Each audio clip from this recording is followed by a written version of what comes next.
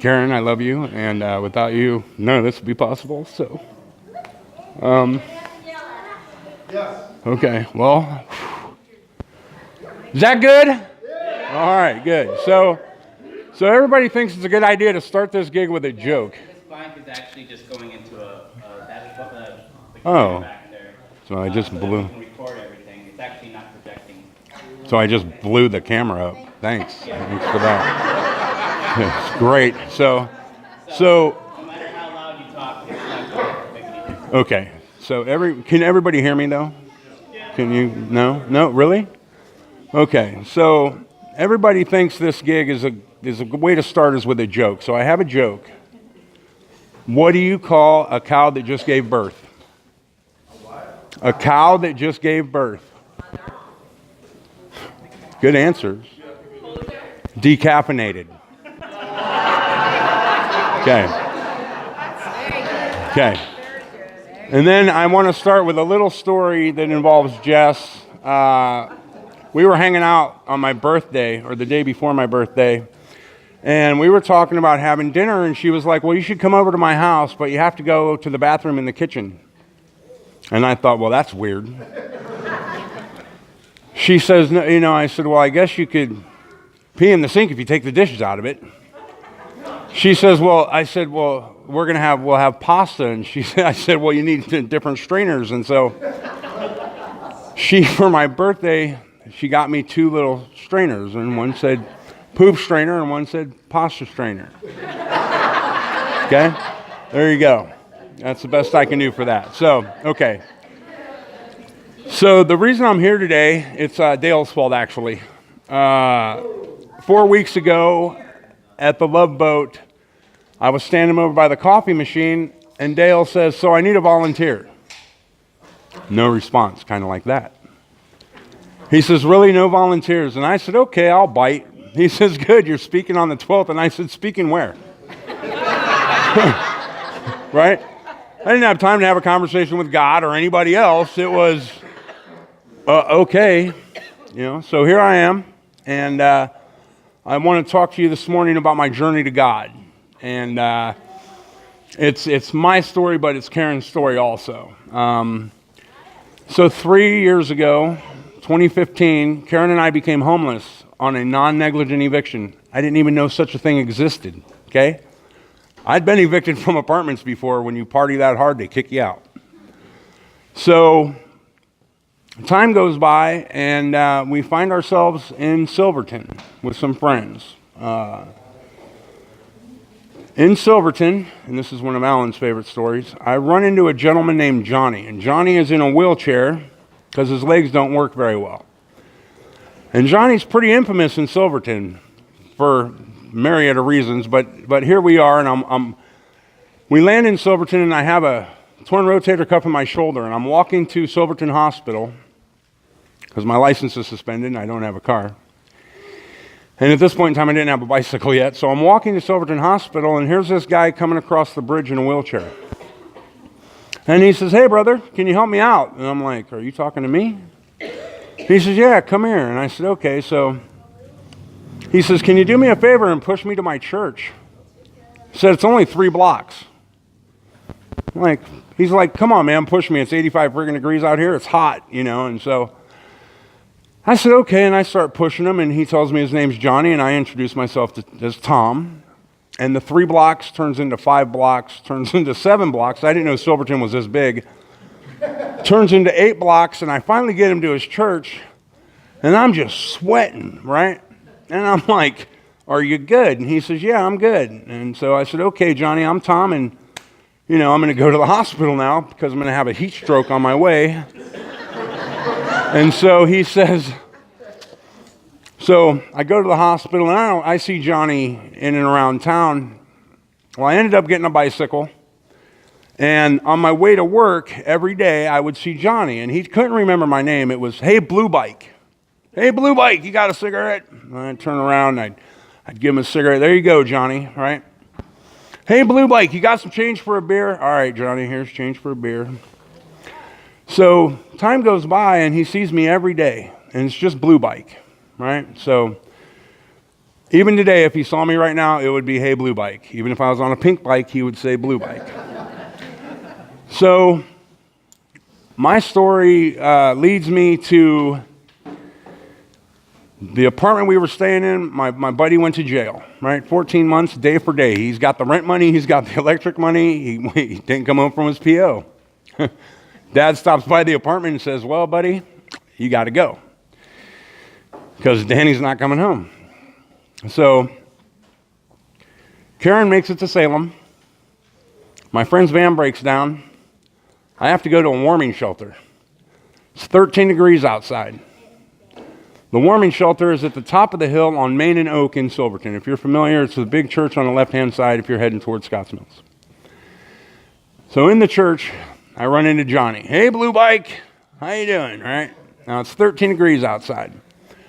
So me and Johnny, I push him outside and we smoke a cigarette and we're talking. And he remembers the day that I pushed him to the church, right? But he can't remember my name, so I tell him again. Anyways, so we spend the night in the warming shelter. And for whatever reason, they think it's a good idea to kick you out at 7 a.m. So at 7 a.m., it's 9 degrees outside. I have a bicycle. I have a 100-pound backpack. And I have to get down this hill to the Roths in Silverton. So everything's frozen solid. So I put my bicycle in a tire rut, right? And I start going down this hill. My feet on the ground, my backpack in, and I'm leaning in. And I'm going down this hill, and I got like 15 people behind me. They're honking their horns. They're mad. They're not happy with me. I make it down the hill and around the curve, and I'm thinking, okay, I can get out of the way. Well, they had just redone these driveways, and they were nice, and they put these little bumps at the ends of the driveways. Well, with 4 inches of snow on the ground and ice, you don't see those bumps, and I hit that bump. And I'm going straight towards this little old lady in her little blue car, and I'm like, got my feet on the ground, and her eyes get this big, and my eyes are already that big, and they're frozen open. I have snot frozen to my face, my eyes are watering, I can just see her eyes, and she's grabbing her steering wheel like. So here comes this 300-pound man on a bicycle doing like 90 miles an hour at her. So I gather it up, and I get it together, and I make it to Roth, and I'm thawing out, and everything falls out, so you're a mess, right? So I'm blowing my nose, and I'm wiping my face, and I'm catching my breath. About 20 minutes later, here comes Johnny. And he's all scraped up, and his face is bloody, and thank God it was that cold because the blood froze. And I'm like, man, what happened to you? He goes, this is all your fault, blue bike. I said, my fault? How? What happened? I said, Johnny, tell him, because there was a car there that could have given him a ride, right? And he says, well, I saw you go.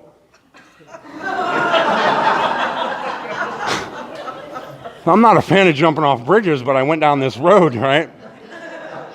Well, he tried to go down the sidewalk, which was frozen with bicycle ruts, pet tracks, people, right? And so it was just a human cheese grater. So he gets down to the hill, bottom of the hill, and he's mad. He's just madder than a wet hen. And I said, Johnny, why?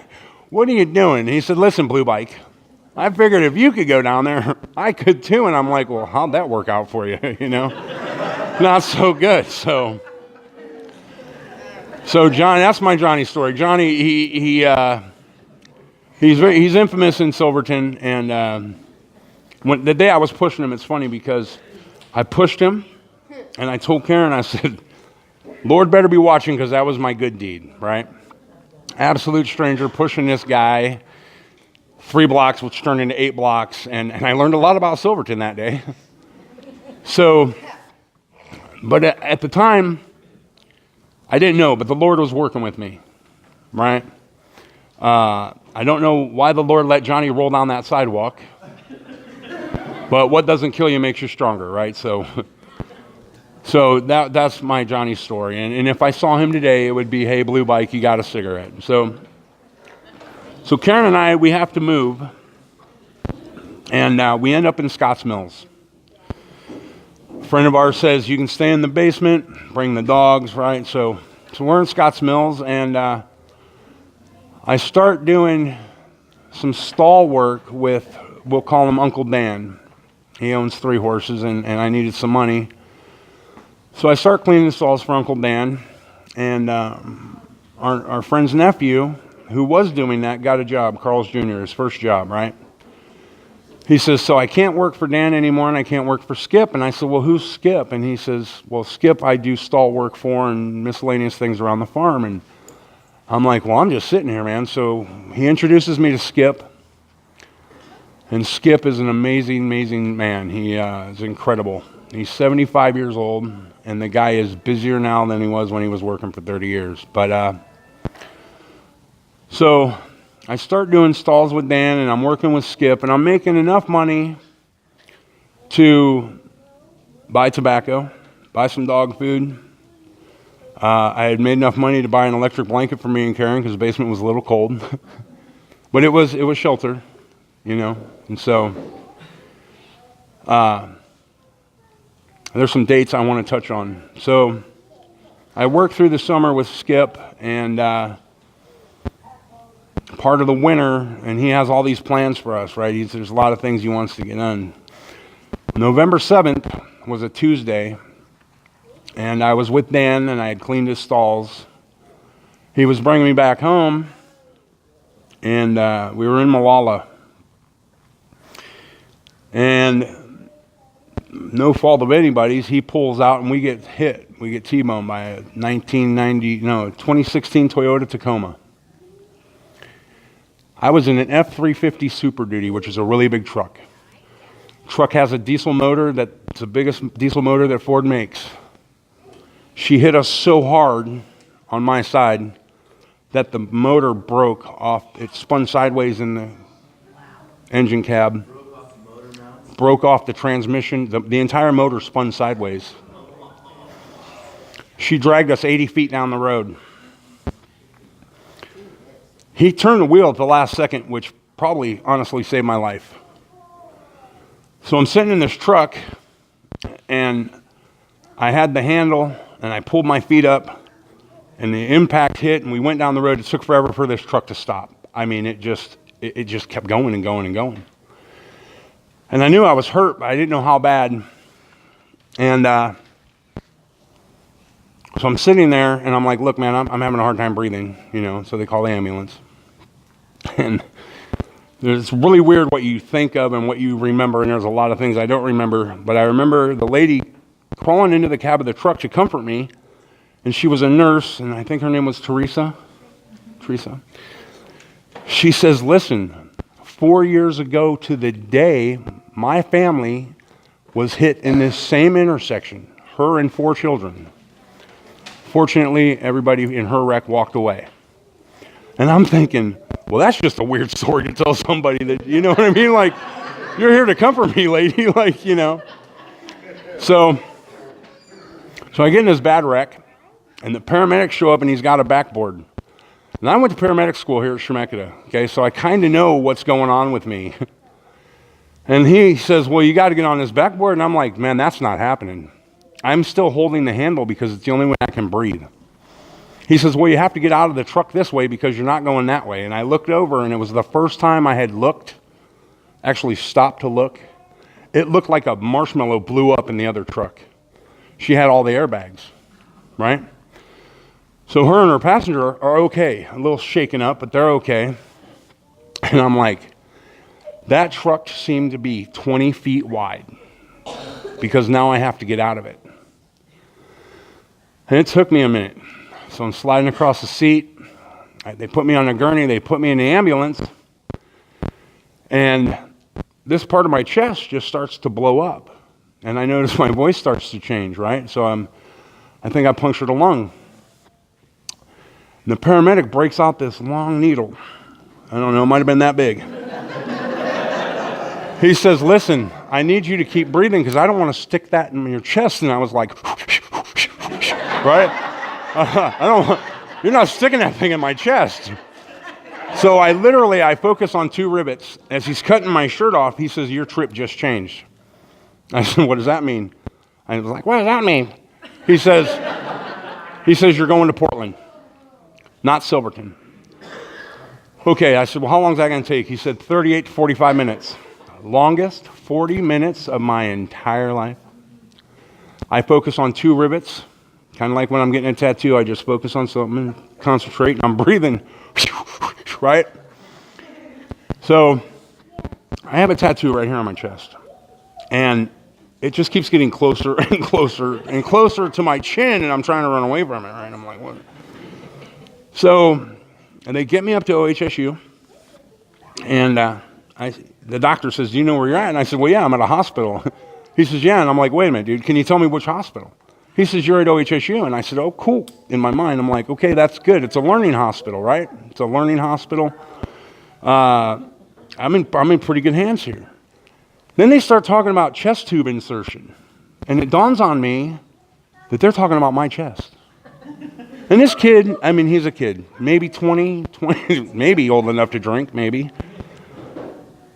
I say, how big's the incision going to be? And they're like a 1/2 inch, no 1 inch. And I'm like, look, make it 2, go big or go home. Let's just, right? So not knowing all the damage that I have done to me,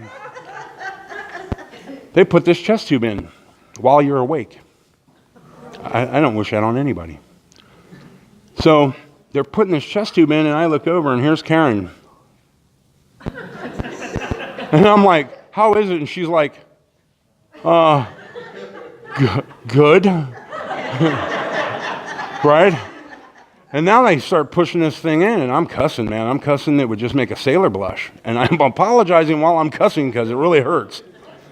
And I'm looking at Karen, and she's just like, you're fine. You got this, right? So they put the chest tube in and take me up to the room where I learned that I have 12 broken ribs. I have broken rib on my right side, every one of them. Punctured my lung in 4 places. My ribs just raked my lung. So we're up at OHSU, and second day there, Karen and I are talking. She says, listen, I didn't want to tell you this, but about 20 minutes after you came into the emergency room here, another gentleman came in with the exact same injuries. Shattered clavicle, I forgot to mention that. I'm a proud owner of a 6-inch stainless steel plate with 21 screws, my clavicle. Shattered, it was in 4 pieces. She said he had the exact same injuries on the left side. Shattered clavicle, all 12 ribs were broken. She tells me, this is 2 days into the hospital. She says he didn't make it. He had some head trauma. So that kind of was sobering, right? Karen puts on Facebook, hey, Tom's been in a bad wreck. I get this phone call from a friend of mine in North Carolina. I start crying because I haven't talked to him in a long time. And he says, listen, he says, your story's not done. He says, God has a plan for you. This is from a person who's not a religious guy at all, not very, And I thought, wow, maybe you're right. Maybe, this is it, And so the day before I get out of the hospital, I was up at OHSU for 10 days. The day before I get released, I call Grandma, and I'm like, hey, we're coming home. And she says, well, you can't come here. Well, what do you mean? She says, well, it's conflict of interest because you were with my brother during the wreck. So she says, your dogs can stay, but you and Karen got to go. Which was weird, but okay. It didn't make any sense to me now. It doesn't make sense now. It didn't make sense then. But anyway, so Karen and I were going to be back on the streets. Bottom line, right? Not my house. I can't stay there. You make the rules. We're going to go. So I call Skip, and I said, listen, this is what's going on, I'm going to be homeless. And Skip says, we'll figure it out. And he calls me back, and he says, listen, he says, I'm going to put you in touch with Dale. And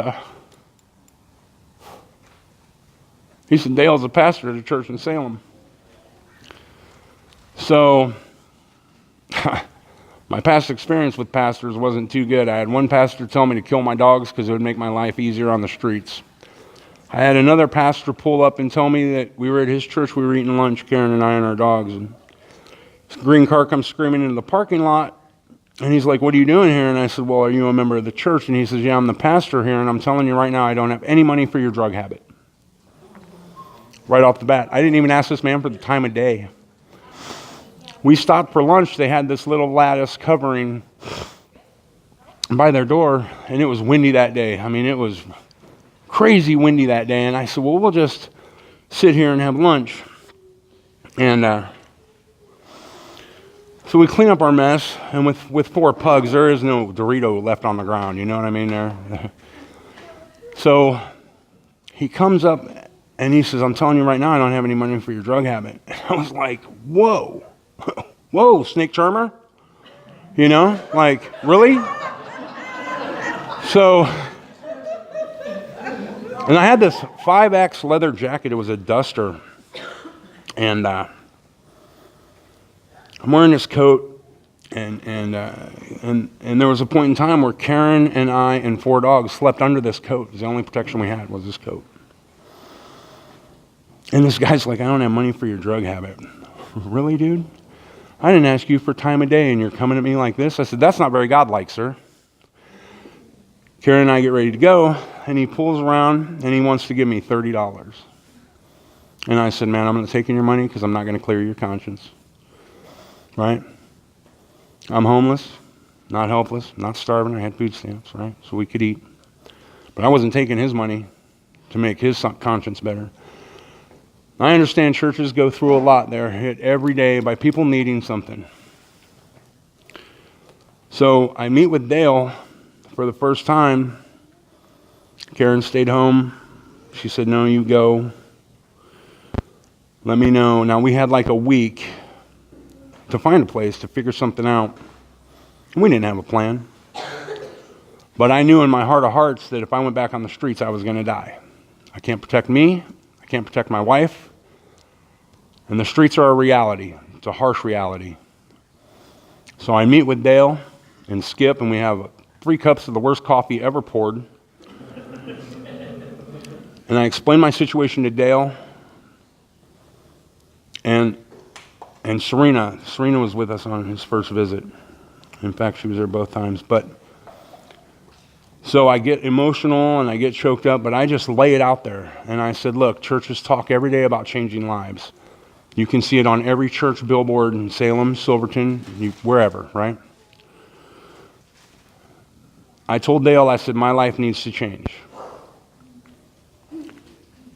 And so I explained to him my history with these 2 pastors that I had. Now that's just 2, okay? That's not every church in the world. But you have to admit, that's pretty eye-opening when you are told to kill your dogs and you don't have money for my drug habit, thanks. And at the time I didn't have a drug habit, so we were good. So Dale says, I just sit down with Dale and I lay it all out there. He says, okay.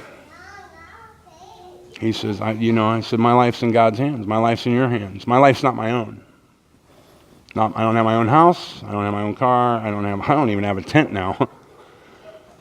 So Dale calls me back 2 days later. Meanwhile, Thanksgiving came and went. I got kicked out of OHSU on November 17th. It was my dad's birthday. He's no longer with us, but so that's the second significant date, was this correlation of time. So we have Thanksgiving, and Karen and I have probably the most to be thankful for that we've ever had, 14 years together. We go and meet with Dale, 3 more bad cups of coffee. Dale says, we don't have a plan. He says, we have a plan, we don't know what we're doing, but this is what we're going to do. He says, I'm going to put you in a hotel for 10 days. I said, okay. Thank you so much. And the church did this. Everybody here, okay? I want you to know that the people in this building have impacted me and my wife. It's hard to put into words, okay? Dale calls me on day 7 and says, hey, I want you to come to dinner and meet Ken and Elizabeth. I said, okay, you got to pay because I don't have any money.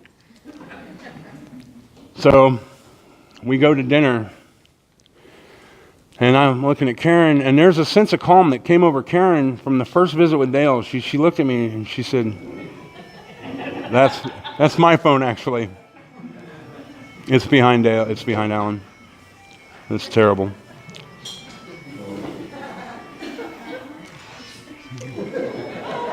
Hey, don't answer that. It's rude.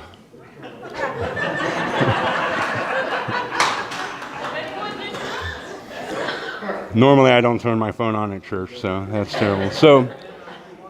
But there was a sense of calm that came over Karen after that first meeting. She looked at me and she grabbed my hand and she said, "We're going to be all right." And I'm like, okay, says you. So I had the second meeting with Dale, and I told Karen, here we go. We're going to a hotel. 10 days, okay? Now, day 7, we go to dinner with Ken and Elizabeth. We have a single meal. We leave. Dale takes us back to the hotel, and he says, "I'll be in touch." Day 9 comes. I called Dale, and I'm like, "Listen, we're $20 short for the next day." He says, "We'll get you covered, no problem." He says, "But I'm calling. I want to talk to you because Ken and Elizabeth have a room for you and Karen."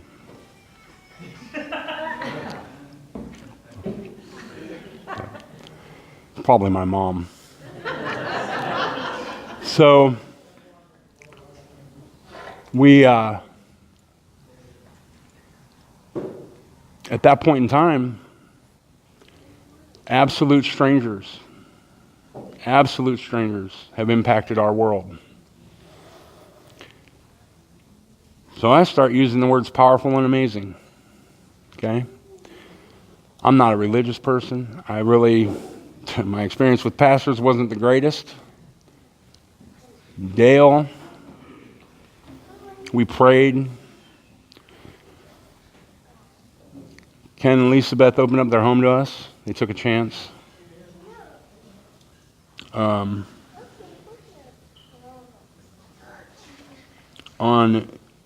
after the car wreck, Karen and I decided I have to get healthy, right? I have to quit smoking 3 packs a day. I have to start eating better. I have to start drinking more water. I have to start going on walks. So I cut back on the smoking. I'm drinking more water. Karen and I are going for a walk. It's January 26th. My chest gets tight, right? I told Karen, I said, "I think we should call an ambulance because I don't know what's going on." Karen looks at me like I bumped my head. "You're going to call an ambulance? You just got out of the hospital." So we go to the hospital, and they do some blood work, and they keep me there for like 3 hours. And they said, "Well, we don't think you had a heart attack. We don't know what happened, but we don't think you had a heart attack. But we want you to go to a cardiologist." Okay, cool. So I go to the cardiologist. I go for my echocardiogram. That guy does a test. He can't tell you anything. He says, "No, you got to wait for the doctor. But you have to take a nuclear stress test first." All right, fine. So 4 days later, I'm in for my nuclear stress test, which is really bizarre, by the way, because they actually put nuclear radiation into your system, right? So you're kind of glowing. And so the test takes 10 minutes, and I start walking on this treadmill, and there's 2 nurses reading this mile of tape that's coming off this machine, and they're like, "That's not good. That's not good. No, that's not good." And then the thing's running, and they're, like, "That's not good." And I'm walking. Now, I'm not feeling any symptoms. Not shortness of breath, not lightheaded. My blood sugars were fine that morning. They were like, "You need to stop. And you need to go sit down." And so I'm hearing all these, "That's not good." Dr. Hughes comes in, and she's like, "Morning, Tom." I said, "Let me guess, that's not good." She says, "No, we want you to go to the hospital right now." I said, "That can't happen. I have the phone and the only 2 bus passes me and Karen have," and she had an appointment that day. Very important appointment. I said, "Get me a waiver. I'll sign it, but I got to get this stuff to my wife. I have no choice, but I'll get to the hospital." So I get home. Reluctantly, they didn't want to let me go. And so I get home, and I'm like, "Karen, I have to go to the hospital." And she says, "Why?" I said, "I don't know, but it's not good." And so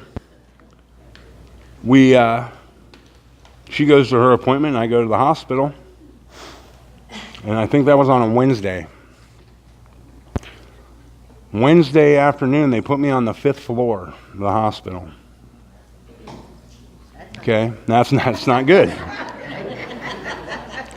So I'm there, and they're pounding all this information at us, right? And I'm like, they're like, you need open heart surgery. Okay?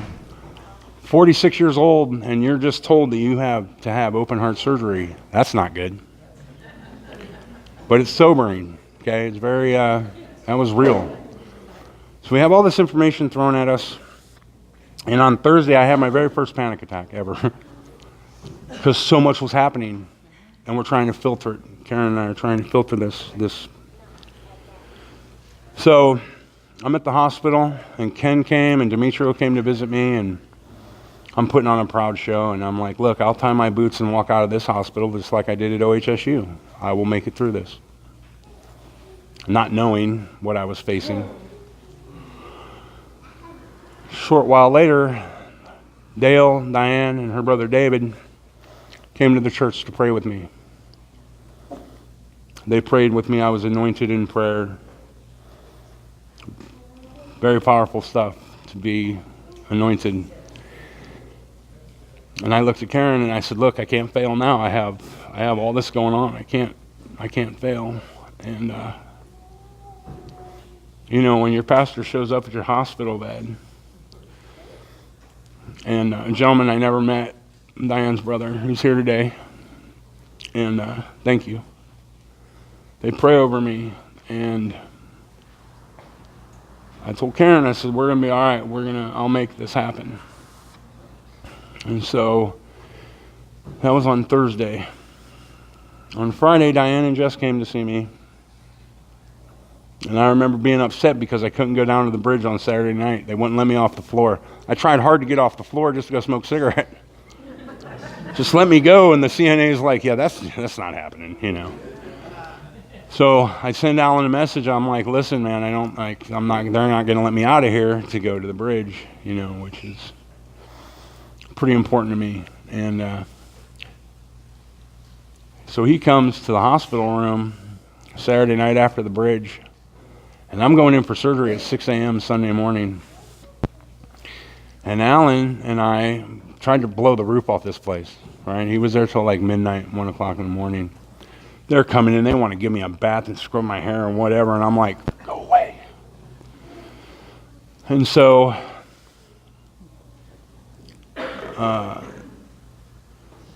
he's there, we're laughing, we're having a good time. I wasn't going to sleep anyways. And so we go in for this surgery, not knowing what to expect.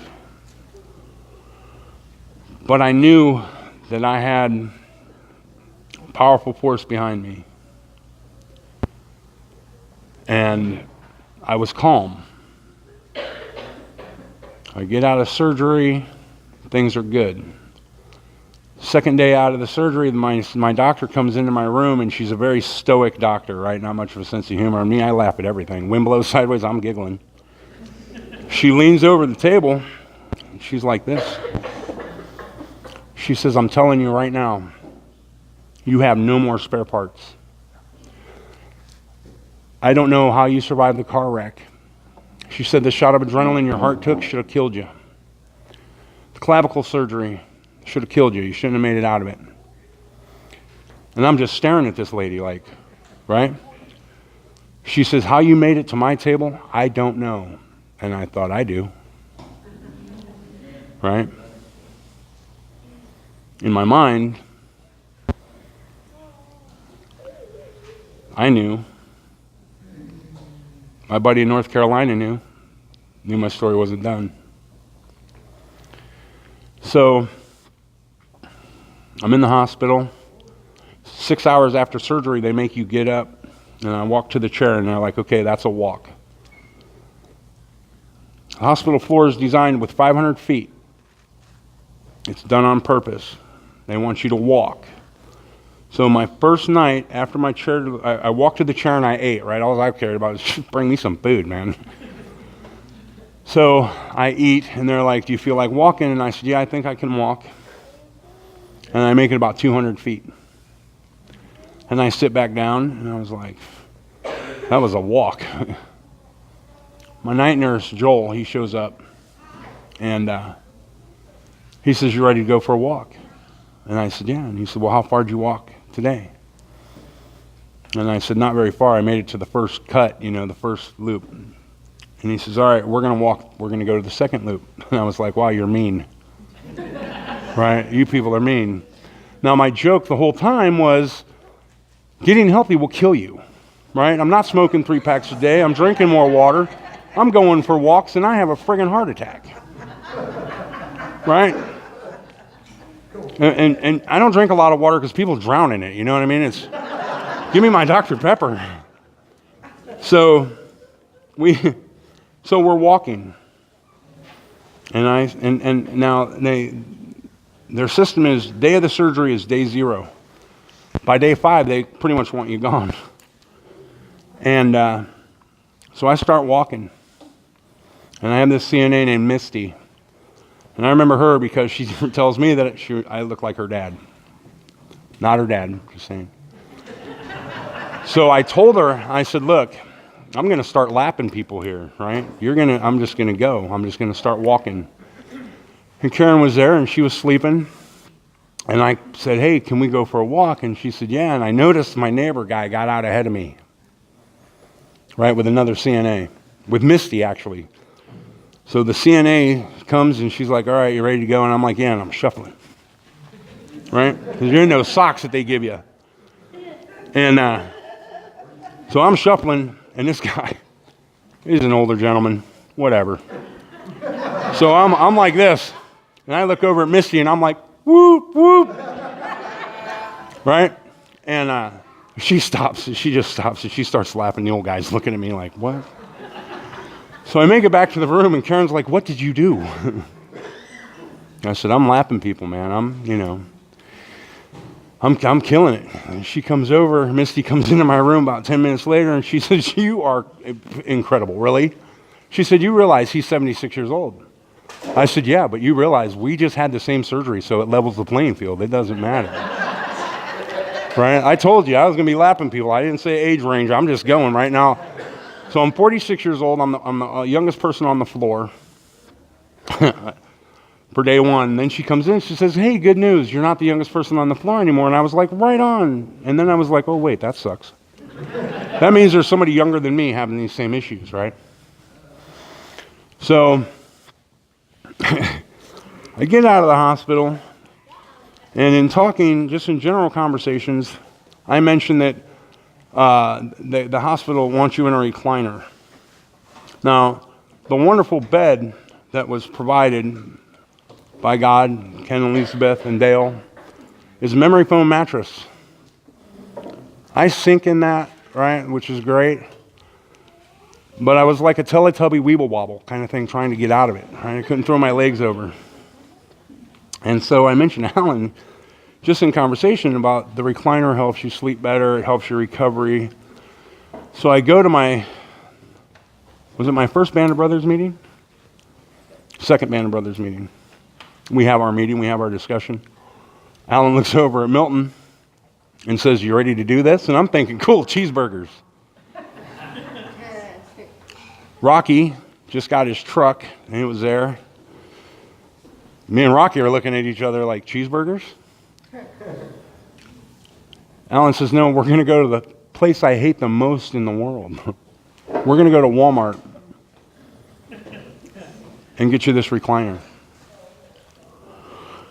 So we go to Walmart, and now I understand why Alan hates it. We ask for the chair. They can't find one. We call the South store. We call the Turner Road store. I said, well, do you have the number for Woodburn? And the kid looks at me with this blank look. No, we don't have that number. So I'm on Google. Milton's off on a mission. He's going to go to the back and find somebody to find this chair. We would be happy with the floor model. Well, we can't sell you that. So we go to the Walmart in Woodburn, and I'm calling Karen, and I'm like, these guys are on a mission. This is happening. Like, this is, So here we are, 4 grown men, and we're going, and this is one of my favorite Alan stories. Milton's talking about his son, Tristan. Alan does correlation for names, and I knew Trisket was going to come out of his mouth, right? We're the 2 biggest guys in the truck, and we're both motivated by food, so I knew Tristan, Trisket, I knew where it was going. So we laugh all the way to Woodburn on that one. We go there. Now that Walmart, we find John. He's got to find Richard, who needs to find James to run the forklift to find the chair. This man is like, I love you, right? And I'm like, I feel it now. Okay? And so this is all part of, a couple weeks ago, Aletha spoke, and she talked about blessings. And these are blessings that the Lord provides. Alan says, or Dale says, thank you, Dale. It wasn't me. Thank you, Dale. Wasn't me. Thank you, Alan. Wasn't me. So we get the recliner, 4 grown men trying to be quiet. Elizabeth was home, and I thought she was sleeping, and I'm like, we have to be quiet. Well, Alan grabs the bottom of the chair, and he's got it on his head, and he's walking in the door, and he runs into things, and I'm like, oh, man, right? So there goes quiet. They get this recliner upstairs. I slept. I was asleep in 10 minutes. Best night's sleep I'd had in months. So the Lord provides, right? Then the Lord has provided us with a dog kennel for our dogs. The Lord has. So then, I still haven't really had my aha moment. Like, I know the Lord's in my life, and you can't deny that. Karen and I can't deny that. So we're down here one night on a Wednesday, pray for the pray, and we're getting, I don't know, we had been here for about 30 or 40 minutes, and Dale was kind of getting ready to wrap it up. A young man walks through the door, and he goes, what's going on here? Is this an AA meeting? No, brother, it's not an AA meeting. It could be. I mean, if you need it to be. So he sits down, and he says, okay, where are we at? He says, this is a Bible study, and he has his own Bible. And I thought, wow, that's weird, because when I was homeless, the Bible was the furthest thing from my arrangement of things. And he says, where are we at? Dale says, Isaiah 58. The guy opens his Bible on the first try. Now me, I'm like this, trying to find Isaiah 58, And so he's 1 page away, and I thought, well, that was cool, right? Through our conversation that night, Dale had mentioned fasting, types of fasting, fasting from people, fasting from food, music, various forms of fasting, but it came up in the conversation for Pray for the Pray. We asked him how he's doing. He says he's fasting for his grandmother. Now I'm blown away. This guy walks in off the street. Alan's looking around, Rocky's looking around. Nobody's catching what I'm catching. Like, this is what Inside Out is all about. And this guy just walks in here with his own Bible. He's a page away from where we were talking about, and he mentions fasting. I ran to Karen like a little kid. And I'm like, are you seeing what I'm seeing here? That was God. That was God sending this young man into this room, not knowing, having the Bible. That was my aha moment. I was floored. At my 3rd Band of Brothers meeting was the night Holly, right? Okay, so anyways, at a Band of Brothers meeting, that's how powerful this is. 6 grown men sitting in this room, and a young lady with a little dog is walking by, and it's 7:30, 8 o'clock at night, it's dark, and she stops and opens the door, and she's like, hey, can I ask what's going on? And we were like, well, this is the men's Bible study. How are you? And she says, well, I'm good. My name's Holly, and this is my dog, Ferocious. She says, I felt the spirituality. And I'm just blown away, right? I'm like, Holly actually happened before Waylon, but I was like, wow, that just really happened. This young girl walks into a room with 6 grown men, not knowing, 2 days later, I'm outside, we're smoking a cigarette over there. Holly and Ferocious are walking down the sidewalk, and I'm like, hey, Holly, how are you? And she's like, I'm good. And she starts talking to me. I said, well, are you going to come join us? And she's like, no, I have some baggage with church. She said, I was molested when I was younger by a cult member. And that blew me away even more, because this is the same girl that walked into a room with 6 grown men. Now, I'm a big man. I'm not sure I'm just going to walk into a room with 6 grown men, right? So I said, well, I mean, it just blew me away that she'd experienced that. And I understand, okay, that would give me some issues too. But she said, I felt the spirituality. So the next week I come down here and pray for the prayer, and I told Alan, I said, I don't know what we're talking about tonight. I'm just here to see who's going to walk through that door. Right? Because this is 3 weeks in a row that things have happened here. And that was my proof that God is real. I was on the phone with my mom one Saturday morning, cold, got a hot chocolate, and this guy's walking by. It's Charles. Most of you know Charles. I said, hey, brother, go in there and get a cup of hot chocolate. I'm not even thinking anything, right? I'm just, I knew I was cold, and I knew he was cold. And he's like, well, I got some beer cans with me. I said, don't worry about that, man. Just set them off to the side, go in there and warm up. And Charles has been back several times. Charles has brought some other people. The point I'm trying to make is, well, I'm not sure what my point is. This group of people changes lives. And when everybody donates, whatever the cause is for, you put that money in that basket, and you may not always know. Just know that it's changing lives. And then I'm proud to be a part of this. And I'm glad I got the opportunity to speak. I wasn't too happy with that. Never, okay, buddy, But thank you, each and every one of you, from the bottom of my heart to the top of my sternum. Okay, Karen and I love you. And thank you for welcoming us. And I think I'm done. Am I done? Did I cover everything? You did. All right.